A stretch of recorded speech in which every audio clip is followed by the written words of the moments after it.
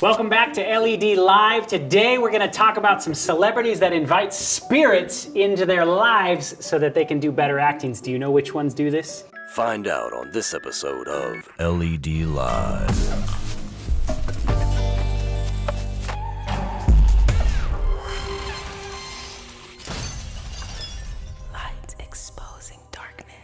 So before we get into this topic of which celebrities are using demonic influences to actually help them in their acting, we want to thank our Patreon donors for allowing us to be able to do what we do. You guys are awesome. Thank you so much for your support. Thank you. Every show we will thank you. You will probably hear us say this a million times, but thank you, thank you, thank you. You guys are literally the reason that keeps the lights on in this operation. So we just thank you guys. If you also want to become a Patreon donor, we do post shows often after we do a particular topic. If you guys want a little bit more detail, definitely check out our Patreons. We also want to share with you, this video is sponsored by videomission.com. It's a Christian stock media resource. Check these guys out, and there's a lot of really high-class video reenactments of biblical topics. If you guys are making YouTube videos and you need some cool footage to be able to illustrate those topics, check out videomission.com. Also, t-shirts. We sell t-shirts, so it's a great way to support and wear the witness when people walk around and go, oh wow, where'd you get that cool t-shirt? You can say, I got it from Little Light Studios. You should check out their YouTube page. Today's topic is going to be taken from actually a couple of projects we've worked on. One called the Gnostic Gospels. We made a documentary that really deals with the movies like The Matrix, 300, a lot of those Trumpville, Truman Show, and those kind of movies that take biblical themes and flip them upside down. Also, there's another one called False System of Worship that this one specifically is going to be taken from, and you can get these on our website, Little Light Studios. All right, let's get into this. Everybody's excited to get into this. We have a guest on our show again. Leah has been joining us for the last couple of episodes, and she came out of the New Age movement into Christianity. We heard her testimony. If you haven't seen it yet, definitely check out some of the other videos in our YouTube page. You'll hear her whole testimony and then the topic of the New Age movement. Also go to her channel, Leah for the Light. And that's it'll right. Be in the description. Leah for the Light. You can subscribe to her channel as well. She has a real passion to share her experience of really the joy and peace that Christ has given to her. And so we're excited to have you on the show today. I wanted to do this show with her here because Hollywood has a lot of connection to the New Age movement. Really? So, yeah, this might be a shocker for some of you, but hold on to your seats.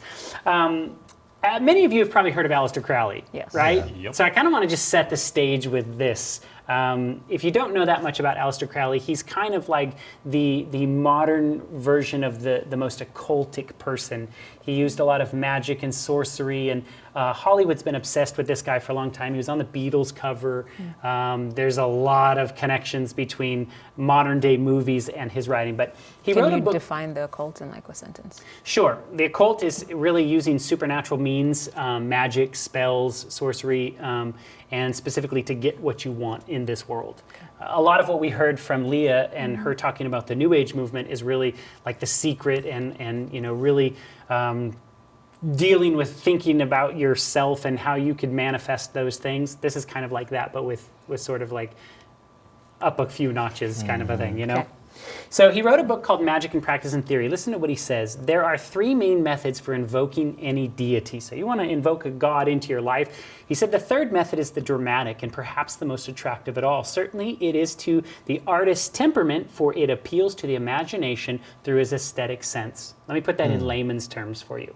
If you want to invoke a spirit into your life, he's saying that one of the three great ways to do this is through acting. Wow. Interesting, right? Yeah. And it's interesting that Hollywood is very into this guy. Socrates, he wrote a lot about the Muse. What is a muse? Do you know? An inspiration, right? It's an inspiration. Inspires you. Yeah, what gives you your inspiration?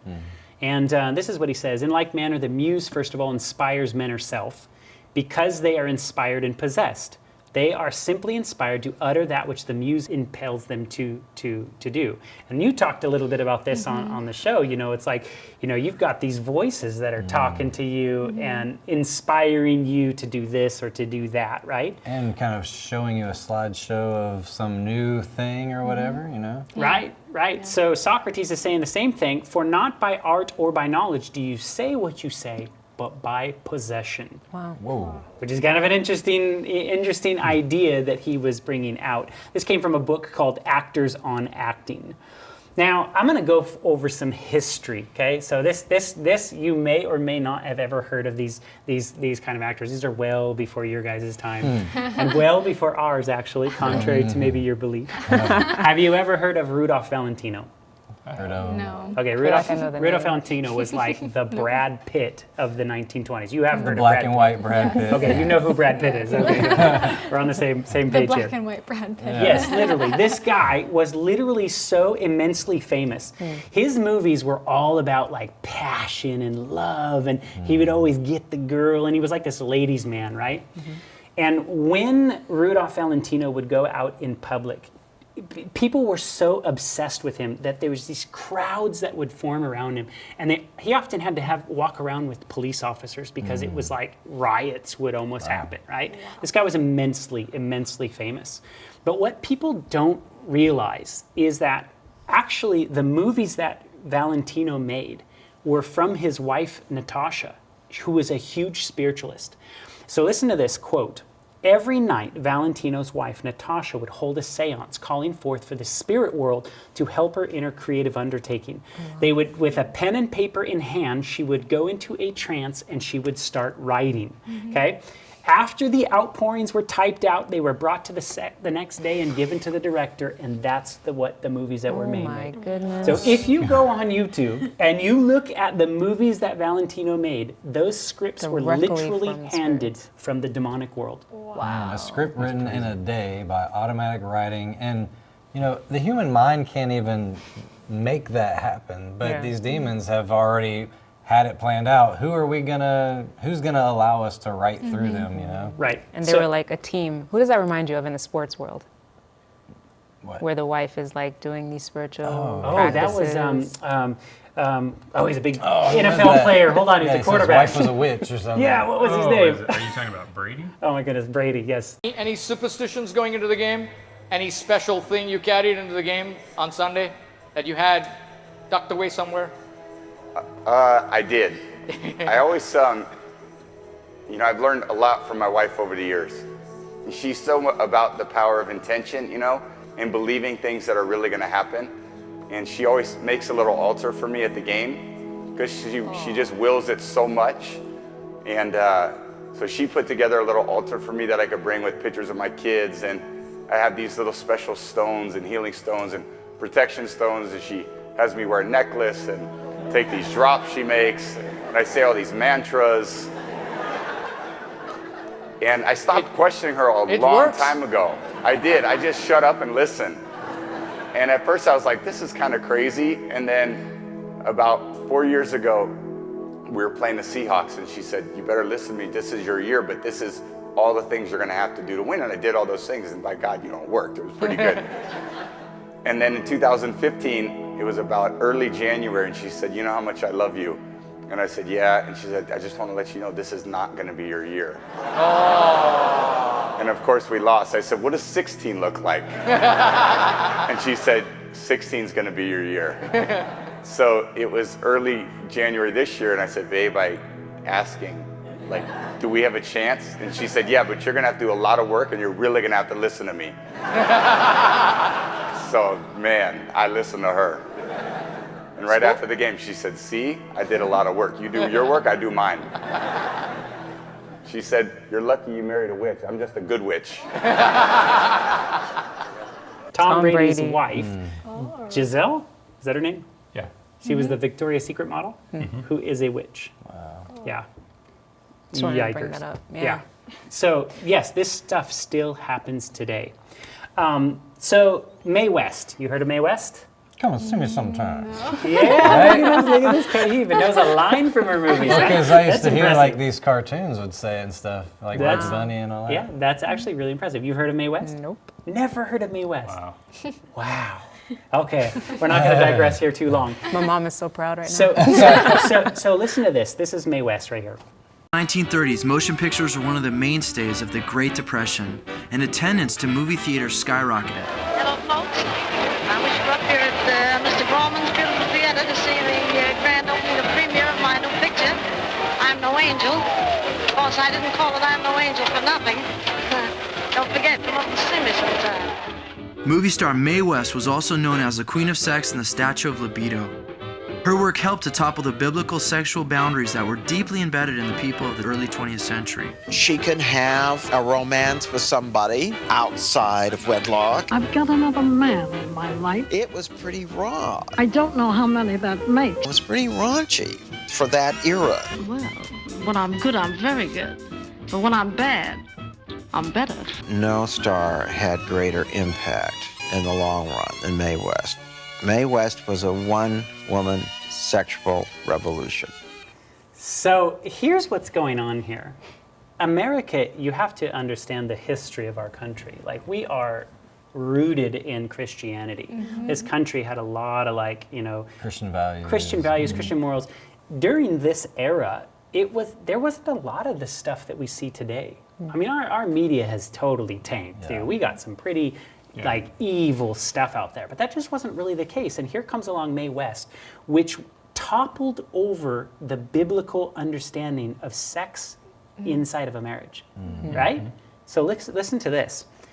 This is Mae West's psychic, okay? His name was Kenny Kingston, and he's reflecting back on Mae West in her life. When she was upset that no one had been able to come up with a script idea, she would walk about her room saying, "Forces, forces, please come and help me with this script."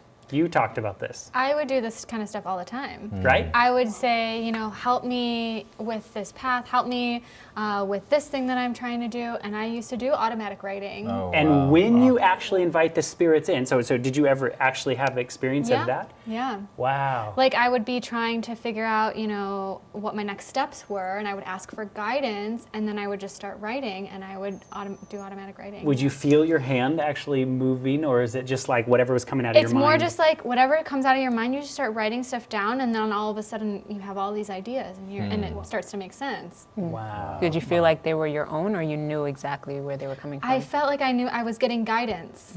I was getting like you were supernatural talking about guidance. that download, that Yeah, like, instant yeah. knowledge right then. Yeah, download would be different. It's more auditory, where the writing, it just flows. Wow. So she would get these forces to come into her and help her write a script. And then this is what would happen. She would begin to hear the voices, images, the plot was revealed to her. She would summon the stenographers and tell them to work around the clock. And she would lie in bed in a trance-like state, dictating as the spirits entered her. And she would write the scripts and hand those to the director, and that's what they'd make. This is way back when. We don't even get into the modern age yet, right? So you look at Mae West's and the movies that she made. Remember, she mentioned earlier, "I Am No Angel," right? Or she has like the sex at the sensational Mae West. Yeah. So these are topics that we look at today. We don't even bat an eye because we're so used to sexual bombardment, right? But this was racy stuff back then. When you think about it, it's like the devil is writing his Bible. That's right. Think of how the Christian Bible was written. John on the Isle of Patmos, getting these visions and writing for our time today. That is an excellent point. I He's mean, working inspired. through people. And really, I know this is going to sound really weird, but the Bible is a collection of a bunch of stories, and that's how we learn about God. Right. The devil has a collection of stories Wow. Yeah. in a visual format, and that's how we learn about the him. devil's world. That's what he's doing. How about this character, Marilyn Monroe? Okay. No, Heard of her?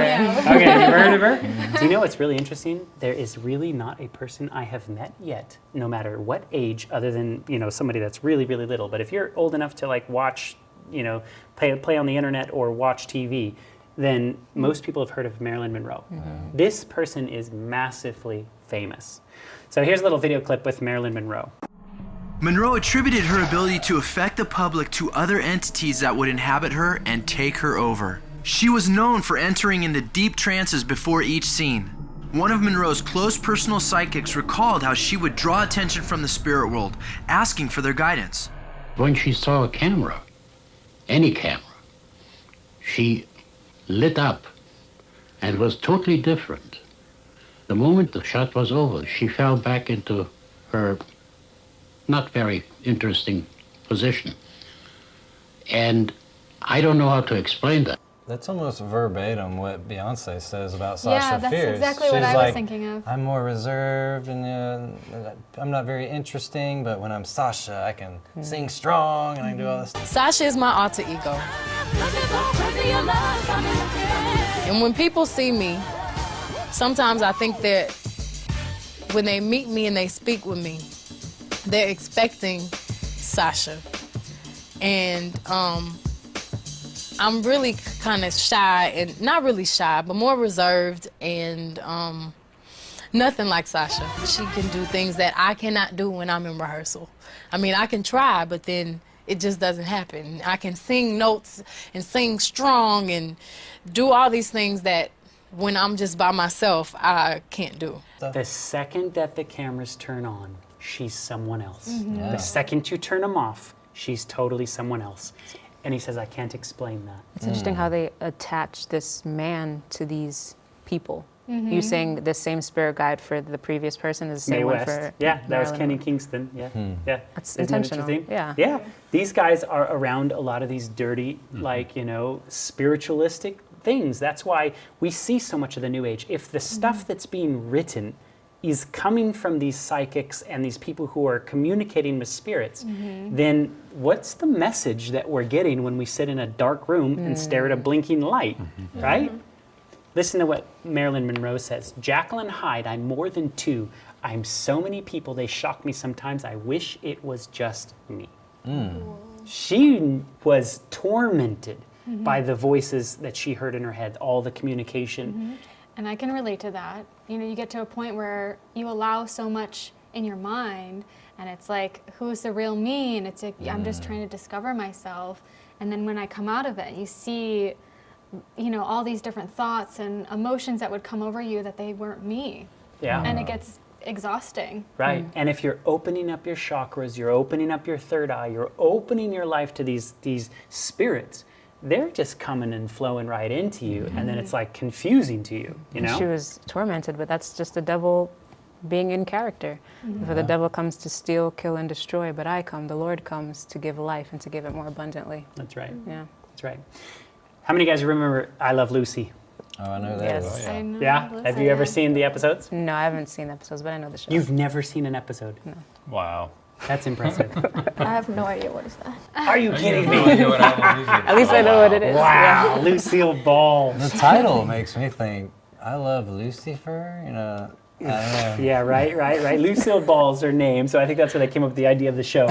But what's really interesting is she always had a particular phrase in the show that she was. It was a comedy show about her and her husband, and they were always having these like funny like problems and stuff. And she was kind of the wild one, and her husband was always trying to like clean up after her mess and stuff like this. She always had this saying where she would say like something would go wrong, and she would be like, "Don't tell my husband, don't you dare." I'll tell him the truth. Don't you dare! And so she was always lying to her husband, but it was all wrapped in laughter. So it was like, you kind of like didn't want her to tell the husband because she would get caught or whatever like that. So there's a lot of little subtleties like that. And what people don't realize about Lucille Ball is she was actually a film actress when she started. She wasn't a TV actress. In fact, if you were a film actress and you were to go down to the TV, it was like taking a step down. These were the low people, like TV. And so everybody wondered, why did you go from the big screen to all of a sudden becoming a TV actress? And it was because of this actress, Carole Lombard. And listen to this. It was the spirit of actress Carole Lombard who guided Lucille Ball into taking a chance on television and accepting the role to star in this television show called I Love Lucy. Now listen to this.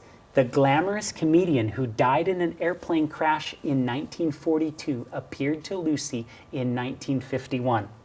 What? What's going on here? Why is it always a crash? Spirit of What's going on here? She's supposed to be dead. She's dead. So the spirit comes back and tells Lucille Ball, hey, you should choose this job as going and being this television star. And if you do, you will be famous. Now, why would the spirit world care? That's a good point. Because Satan has an agenda. He wants to propagate his message, you know? Go all the way back to what each one of the shows had in it. There was elements of lying, you know, doing things deceitfully behind their back, but it was all wrapped in this laughter, and it's just breaking down the moral code of everybody in society. So the devil's got time. It goes back further than that teaser, okay? We're actually planning on making a documentary about this, but you go way back and look at how technology was developed. A lot of these scientists, guys, they were into, some of them would go to seances every night. And, you know, a lot of them admit that the spirits offered to help them and assist them in their work. I always tell people, ask yourself this question: why does a spirit want to help develop technology? Right? Especially mass media. Because it's a teaching tool. And I think like the laugh track thing, that's a form of brainwashing. Because like you're watching something and you see something that you know is wrong, but now you hear an audience laugh and you oh ha ha ha, and you let your guard down. I mean, that's how a lot of stuff becomes normalized, you know, even like the homosexuality movement. You know, you had Will and Grace and the real flamboyant guy, hey, and then the laughter, and they introduce it with comedy. And then subtly, now you got to the point where, you know, there's a kid on the Disney Channel who's like, I'm gay, and, you know, he's like part of the main story, and there's like this conflict, or like where you're feeling sympathetic and stuff. And not to say we shouldn't feel sympathetic for people in general, but it's just the fact that how they introduce this lifestyle to make it normalized through laughter. We've come so far that the Disney Channel has put out things like The Descendants, where it's like these are the evil kids of the evil villains in all the stories, and they're just misunderstood. You know, that's the idea. It's like, so the devil started back here with a Christian nation that really had these values, and he's slowly chipped away at them until he's able to just literally hand us whatever, and we're like, eat it up. Like, we're the evil characters. We want them to win, you know, and that's where he's going with all of this. And he hates what we're doing right now. Yeah. Exposing his lies. So let's talk a little bit about this in a modern setting, because, you know, we've analyzed on this show superheroes. You saw the one that we did on Marvel, right? So you see kind of like some of the stuff behind what's going on in those stories. So we're jumping into our generation now. We're jumping up to our generation. So I'm leading you into some actors and actresses that you guys might be familiar with. This particular gentleman, his name is Alan Moore, that we're going to talk about. He was a comic book writer. He's written From Hell, Swamp Thing, Watchmen, V for Vendetta. Are these any things that you guys have heard of? Okay, so I'm going to show you a clip of Alan Moore and what he really is into. He follows this snake god, interesting that it's a snake god, called Glykon. Glykon is where he gets a lot of his inspiration from, but listen to this. What's in it for you, though, following Glykon? I believe that every single individual human being should probably make their own peace with the universe. I mean, we're all of us different emotionally, we're all different physically, intellectually. It would be really odd if we were all the same spiritually. So, I mean, that's why I have a problem with religion, per se, because religion, the very word, it comes from the same root word as ligature and ligament, and it means to be bound together in one belief, which I find a bit creepy and a bit unnatural. You can't have that conversation with a Christian fundamentalist. The kind of what we call fundamentalism these days is basically entirely based upon 1930s tent show revivalism. It goes back no further than about 80 years. And yet it's a very frightening and dangerous mindset, because, I mean, as far as I understand it, at the moment, there are genuine worries that, certainly in America, that this could actually negate science, that it could drag us back into a new dark ages. That's so ridiculous. Anybody got any thoughts on what he said there? It all sounds great, right? It all sounds great. That's something that I would have totally resonated with. Like, how could we all be the same? How could we all have the same beliefs? You know, we're different people. But we're different in the kingdom of God, and we all have our own things to bring to the table, and we can have a relationship with the Creator. That's what it's about, and that's what He wants for us. And this is just, it's become so lonely. You're just kind of figuring it all out, and you're getting help and guidance from these beings, but there's no basis, there's no truth. Do you hear the kind of New Age philosophy that he's saying here? Oh, yeah. Because it's like, have any belief that you want, just not which one. Right. Yeah, right? Fundamentalist Christianity, that one's wrong, but everything else is okay. That seems to be what I'm hearing with the whole New Age movement as well, is it's literally like, there's all these different paths all over here, except for that one path right here is going to keep you in the darkness, and that's called Christianity.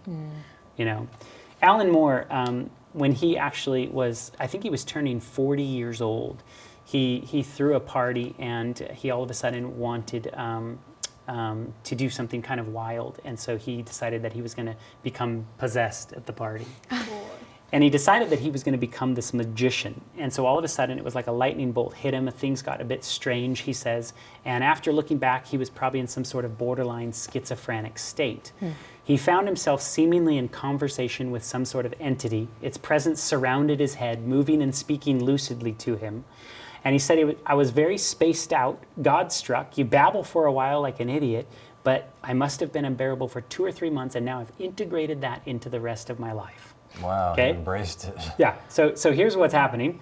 He's now incorporating this into his writing. So when he sits down and he writes those comic books, he's asking those spirits to help him in that writing, and whatever he's written in that is with the movies that they're making. And when you go to the theater and you see any movie from this man right here, It's what right are you into watching? You're watching the very thoughts that the demons want the world to know. Wow. It's interesting to me the image that he has behind him is very similar to the images you see for Kundalini. Right, yeah, exactly.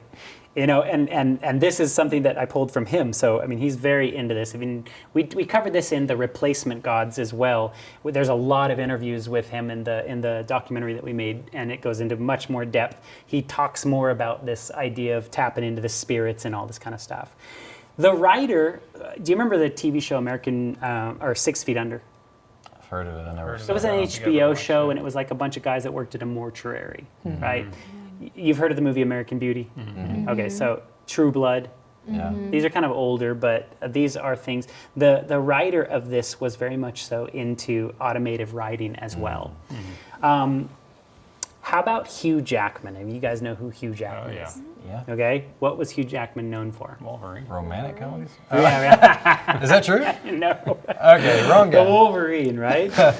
So, did you know that Hugh Jackman actually wasn't really like thinking he was going to be in a major actor? Do you know how he became to be an actor? Soul to soul. No, but it's very interesting. He went on the BBC and he was telling the backstory of how he actually got his first gig. Listen to this. It's interesting your path to acting, because you were a journalism student, weren't you?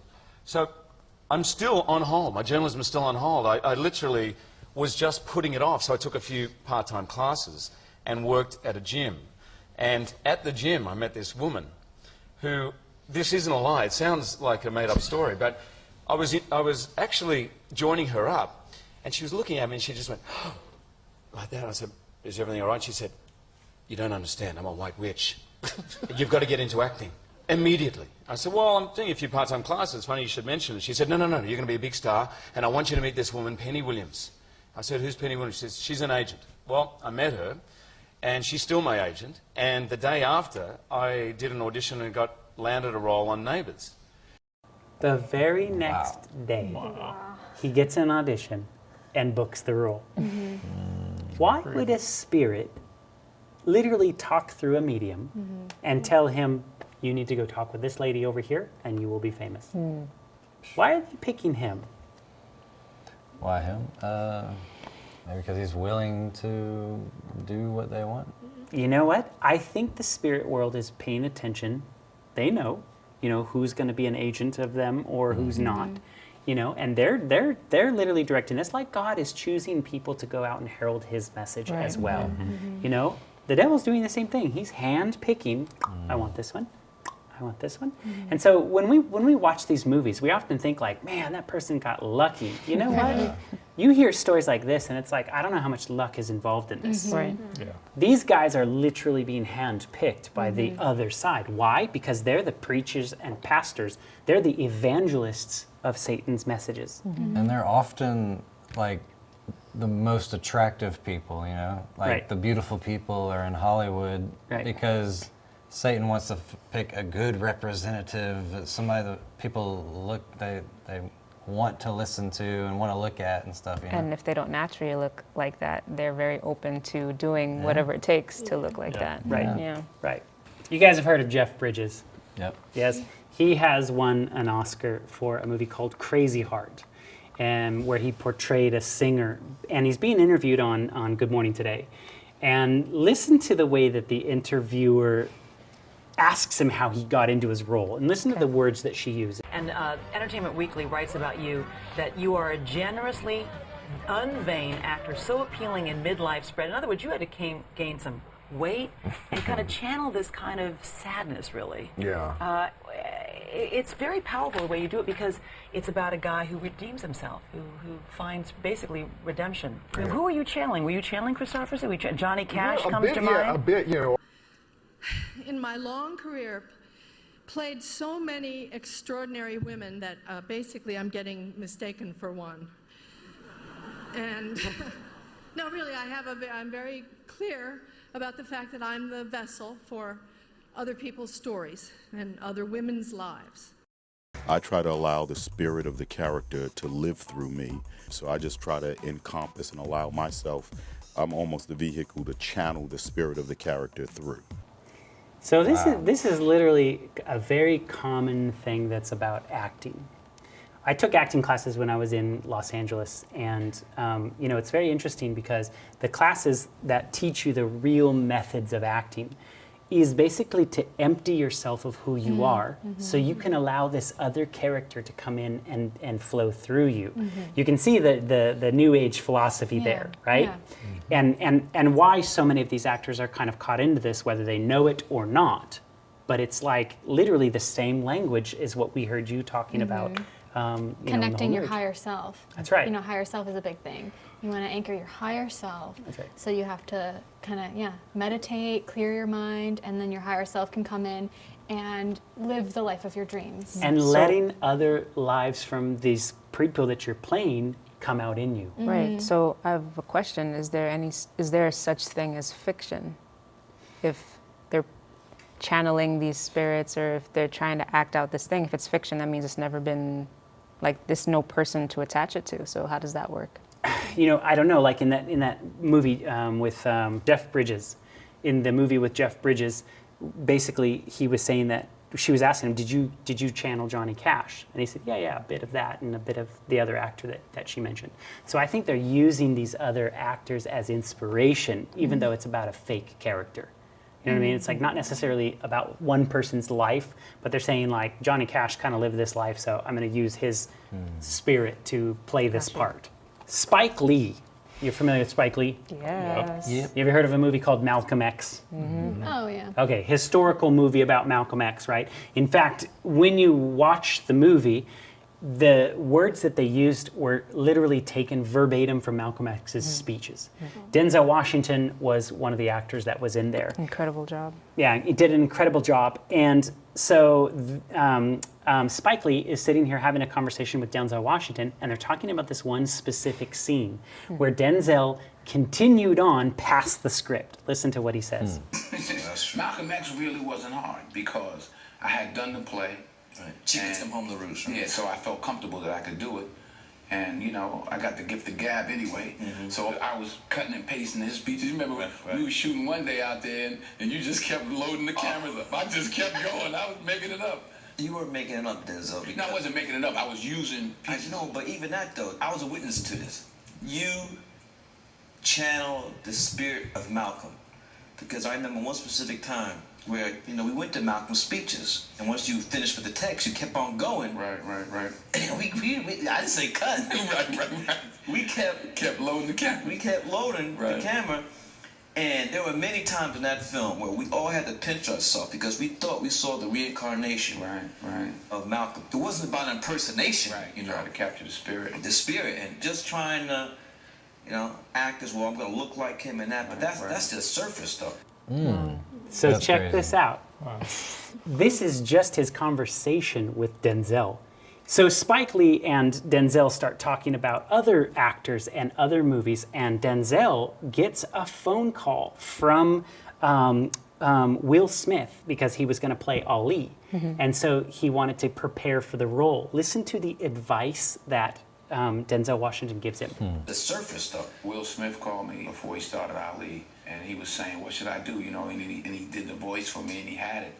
I said, I think you should go to Michigan and pray with Ali. When I did Malcolm X, I would just pray every morning, you know, before I came out of that trailer. I was like, Malcolm, come on, you know, because it's not for me, right? You know, it's for him and for those, hopefully, that he affected.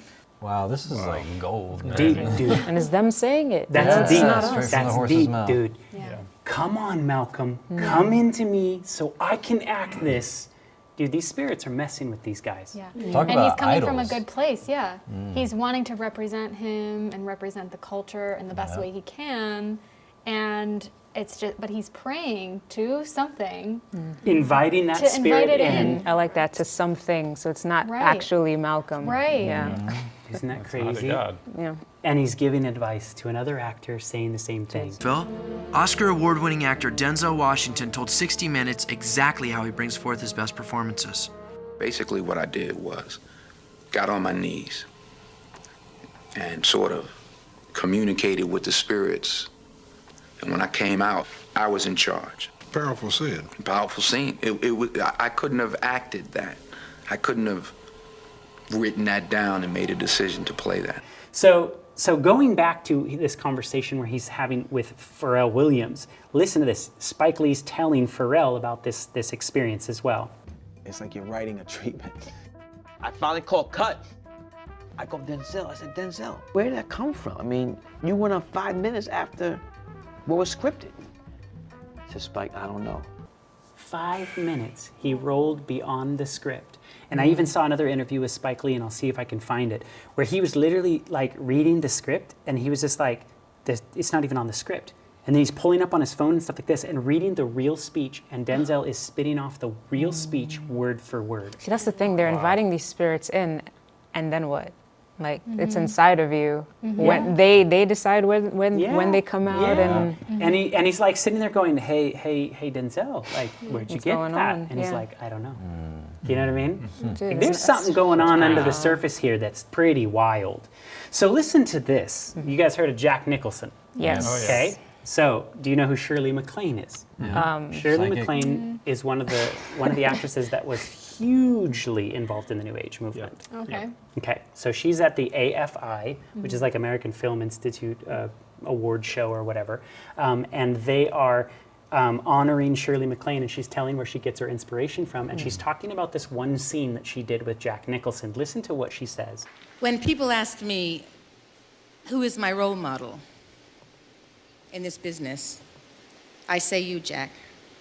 I think why you're my role model has to do with the way you relate to vanity, or the lack of it. I mean, I have to tell you, I just adore the fact that you don't care how you look. I adore how you commit to the part. You don't care about your little bald spots. You don't care about your stomach. Remember that wonderful stomach.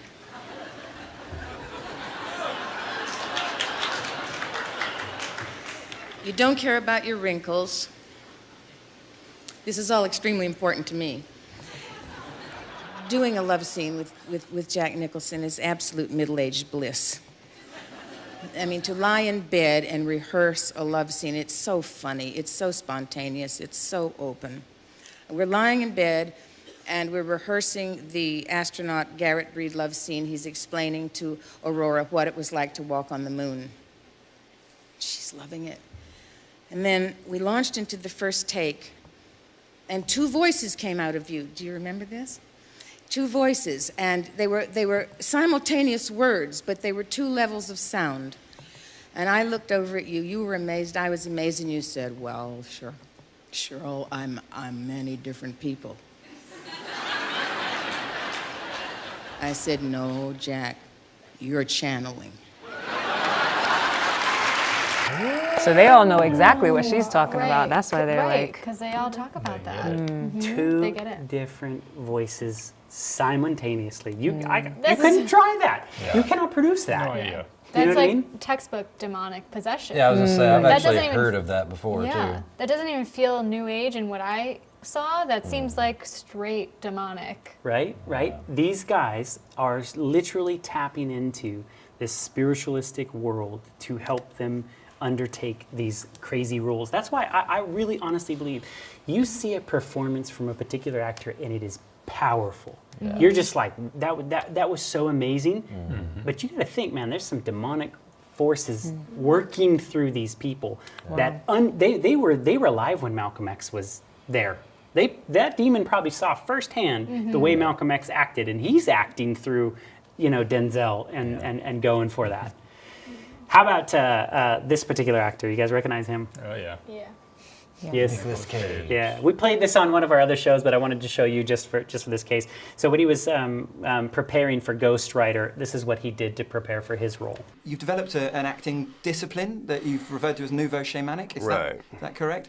Yeah. What are the core principles? I've been told that all actors really hail from the early medicine men and the shamans in the villages pre-Christianity, where they would put on masks and act out, and really they were probably pretty crazy, but they would go in and find answers to questions. Today you're called psychotic if you do that, but it's all semantics.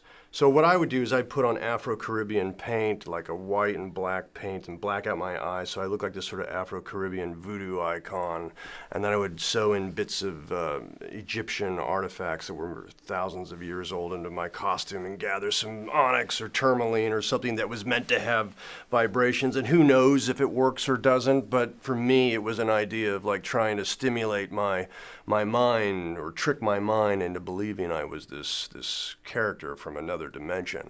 And I would walk on the set and then wouldn't speak to anybody, wouldn't say a word, so I projected this aura of horror, which created fear in my fellow actors, which then inspired me to believe I really was this character. Exciting. I'd love to be on set with you. Yeah, thanks. He was feeding off of everybody's fear. But you think of also, he's taking real shamanic artifacts, putting them. I mean, you don't see that in the movie. You don't know that something's sewn into the inside of his thing. And I think that all these things, like, there's a reason why you can be demonically tortured. Like, have you ever actually been tortured? Any of you guys? Have any demonic spirits or anything kind of like messed with you a little bit? Oh yeah. Oh yeah. Yeah. Was it something that you potentially had in your home that allowed them access to you? I mean, how do they get into your realm and are able to even interact with you, and why don't they just interact with everyone? That's a great question. Yeah, that is a good question. I think that literally we give them access through various different things. In fact, there's a guy named John Todd who really was big with the music industry, worked at Capitol Records, and they would pray that the demons would go with every single record out. And he says, oh, you want to know how many demons are in your home? Go count your records. And that was literally like, they knew that the spirits could follow those records, and then that gave them access into your home. I got rid of I had all these channeled books. I got rid of all of them. I threw them all in the recycling bin. Yeah.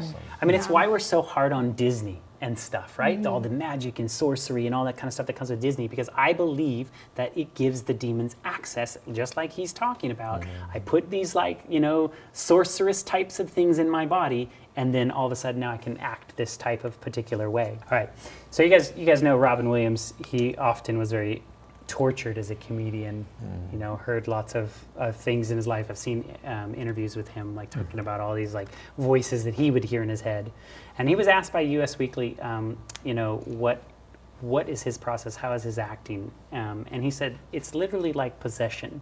All of a sudden you're in and you get this energy and it starts going. And later on in the article, he says, but there is also this thing, it is possession. In the olden days, you'd have been burned for it, but there's something empowering about it. I mean, it's a place where you can be a Dr. Jekyll or Mr. Hyde, where you can actually become this other force. So he was explaining that acting to him was literally like having something come in, take possession over you, and we celebrate it in our world, whereas in the olden days you'd have been burning people. You ever wonder why they were burning people? I mean, I'm not for them burning people, but you ever wonder why, like what they were trying to protect society from? Yeah, I mean, I think that demonic possession has always been a fearful thing, and you think of today, look, the Venom movie that comes out, right? It's like now the guy that's possessed by this crazy evil thing is like the hero?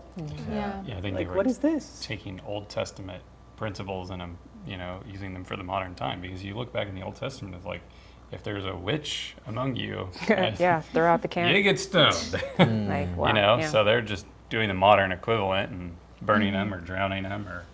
Yeah, but it's not even, I don't think they see it as a demonic spirit that they're entering. I think they see it as like a force, an energetic force of the universe that we can use freely, so it makes it feel and sound safe for other people. Excellent point, because I see that as the same deception that happens in the New Age. Right. It's the demonic world that's literally communicating with you and tinkering with you, but they give it this it's this energy, it's this whatever orb, and to the actor, it's just, it's my process of how I get involved in this. Right. I don't think some of them, maybe some of them do. I don't think some of them really understand what's happening like I didn't. Right. I didn't understand what was happening. Right. And I think that's why it is a deception.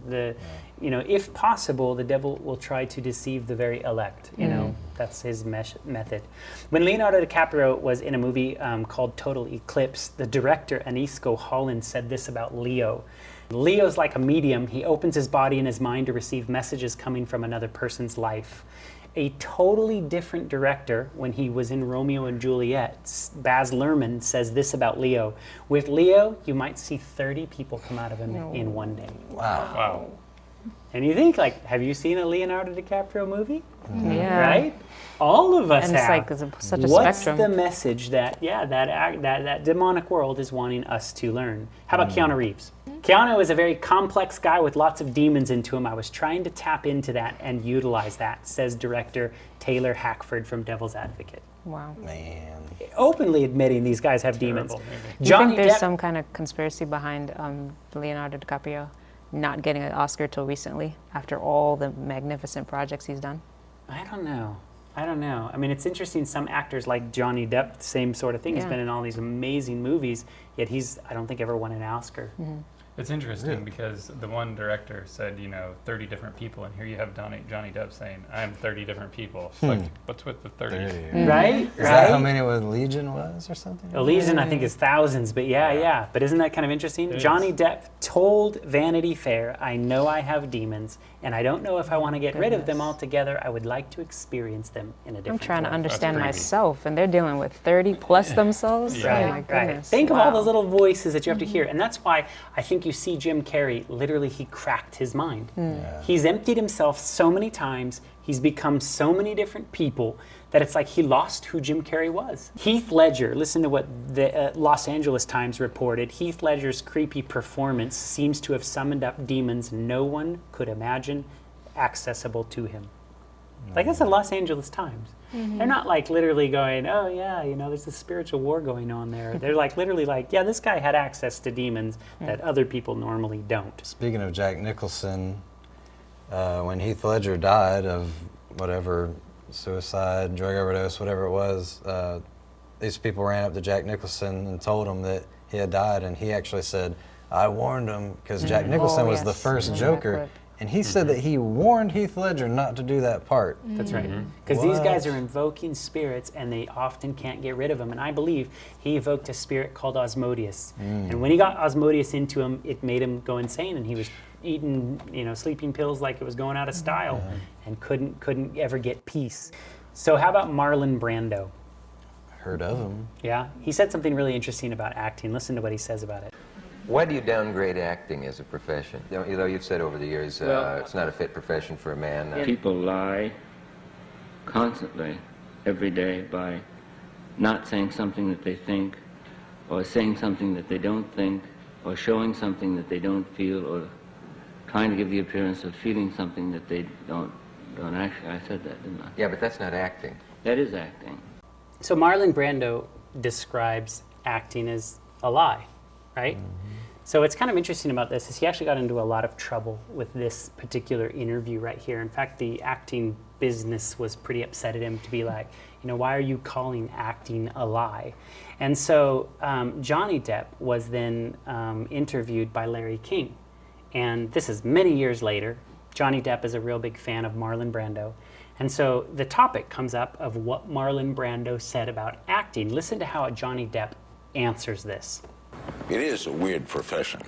As Marlon said, Marlon had the best definition of acting that exists, you know. It's a strange job for a grown man. And that's it. Do that good. It's a strange job for a grown man. That's right? But he called something else that people in the business got mad at. He said it on our show. He called it lying for a living. Right. And most actors say they're not lying. Did you think that was an unfair expression? I think it's totally right. Yeah, it's lying. It is lying. Why wouldn't it be? You can make it lying. You can make it not lying. You know, you can find your own truth, but it's still a lie. You know what I mean? You're going to go to the craft service table. You're not Henry VIII, man. You're going to have some Fritos or whatever, man. You know. Have a donut and then go, yeah. Right? You know, he's not going to like eat a giant chicken leg and chuck it somewhere and start screaming wench, right? You know. So even Johnny Depp goes, listen, let's call it what it is. Yeah. You are lying for a living. Shia LaBeouf, you guys know who this actor is? Yes. He's kind of an actor that's in our modern world here. This is what he told USA Today. Acting is a con. At the end of the day, you lie for a living. You're deceitful. And that is my goal, to be the best possible liar. Wow. Very interesting. So if you kind of see a pattern here, these spirits are literally working through a lot of these actors, and it's so crazy in this business where they are pretending to be something that they're not. And it's like all of this together is really pushing messages out into the world. And that's where when we analyze things like the Marvel universe or whatever, you see the spiritual world flipped upside down because the spirits are literally wanting to give you alternate information. Yep. And that's kind of like what I see with the whole New Age movement. It's like they're presenting almost the facts. They're just a little bit twisted around to the other side. Anton LaVey, do you guys know who this is? Yes. Oh, yeah. Okay, the guy who started the Church of Satan. Listen to this quote. Television is the major mainstream infiltration for the new satanic religion. He even goes on to say the TV set or satanic family altar has grown more elaborate since the 1950s, and from a tiny little fuzzy screen to huge entertainment centers covering entire walls with several TV monitors. What did he call the TV set? The Satanic Family Altar. I think he even said that, you know, now homes have like a steeple. It's the antenna on every home. Yeah, he was saying it's like a church. Yeah. Yep. So I want to end with this. We know of this place in Hollywood called Hollywood, right? And the history of it really, it was called Hollywood Land. There was actually the word land on the end of the word. And over the years, they dropped the word land and it was just called Hollywood. But do you know what the holly is? It comes from a plant. It comes from a plant. It's a Hollywood, right? Holly is a sacred wood that witches use to make the wands that put people to sleep. And they would make these potions, and that's what would put people to sleep. So I find it very ironic, let's just say, that the very place that is spewing all this information out to the world is literally this Holly land, that Hollywood that is literally putting people spiritually to sleep. And they hire the best liars. That's right, that's right. Well, then even in the New Age, though, a lot of people talk about not watching television. Wow. Interesting. Because I think it puts people in a trance of sleep. Interesting. And they want people to be spiritually awake and involved in the spiritual aspects. Wow. Interesting. So that's another... Yeah, that's kind of even another complicated situation because it's like they realize the power of it, so they don't want you to do it. That's what always kind of tripped me out about like really heavy metal bands that were vegan. You know what I mean? Like I was just like, what do you care? You're in these like really crazy environments, yet you don't eat meat. Like, what's the deal? No, a lot of those hardcore bands were straight edge, which was no drugs. They're animal activist and all that. Yeah, Well, some view animal life over even human life. That's true. Yeah. You guys remember Outkast, the band? Yeah. I remember Outkast, I think one of their songs, they said, no drugs or alcohol so I can get the message clear. Like they understood that that would benumb their ability to communicate. And perhaps that's why, you know, the New Age movement doesn't want that. Those are ambassadors for the New Age. So they don't want you zombied out like the rest of the world. They want you promoting your thing. They want you empowered and sharing with others. And the more you share, the more they give you. That's why these actors are elevated. That's right. Because they're making such an impact. So let's give them all their fame and their money and make their life really comfortable. That's right. That's right. I want to share two verses with you. We've read this verse many, many times. Deuteronomy 18:10-12. There shall not be found among you anyone that maketh his son or daughter pass through the fire, or useth divination, or an observer of times, or an enchanter, or a witch, or a charmer, or a consulter with familiar spirits, a wizard, a necromancer, for all that do these things are an abomination to the Lord. When the Bible uses that word abomination, it means God hates these things. And so God hates magic, sorcery, anything that's going to talk to familiar spirits. And like you had mentioned earlier in that last episode, that the spirits felt familiar to you. They did, yeah. You know, like something like they would come back in the same way. And there's definitely a reason why the Bible uses very strong language not to do that. Also familiar, like a dead loved one or an actor or whatever. That's right. It says in Leviticus 20, verse 6, the soul that turneth after such that have familiar spirits, and after wizards and goes a-whoring after them, I will set my face against that soul and will cut him off from amongst his people.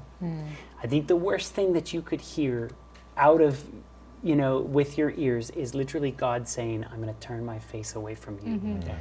God is very patient. He is very long-suffering. And for me to read these words and realize there is a point past God's forbearance is an alarming thing. And why is that? I believe that because it is so dangerous, it can literally lead you away to the point where you can, you know, go well beyond, you know, God's, well, not well beyond God's reach, because he can reach anyone. Clearly, that was her testimony as well. But And he's seeking to protect.